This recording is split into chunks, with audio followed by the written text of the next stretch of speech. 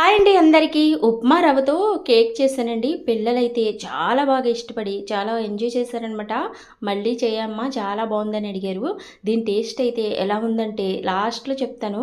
ఇదిగోండి ఒక కప్పు వరకు బొంబాయి రవ్వని, అలాగే ముప్పావు కప్పు వరకు బెల్లాన్ని, ముప్పావు కప్పు వరకు పాలని, కొంచెం ఎలాచి పొడిని వేసి ఇదంతా ఒకసారి కలిపేసి మూత పెట్టి ఒక అరగంట నాననివ్వాలి. ఇదిగోండి అరగంట తర్వాత ఉప్మా ఒక బాగా నానింది. పావు స్పూన్ వరకు బేకింగ్ పౌడర్ని, పావు కప్పు వరకు నెయ్యిని యాడ్ చేశాను. బేకింగ్ పౌడర్ లేకపోయినా వంట సోడాని యాడ్ చేసుకోవచ్చు. నెయ్యి బదులు సన్ఫ్లవర్ ఆయిల్ ని యాడ్ చేసుకోవచ్చు.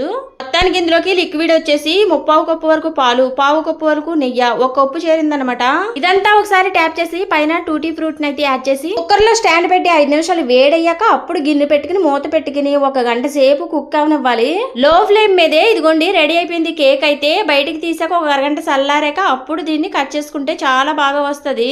దీని టేస్ట్ వచ్చేసి మొదటి ముక్క తినగానే నాకు తాటి రొట్టు గుర్తొచ్చింది. వీడియో నచ్చితే లైక్ చేయండి.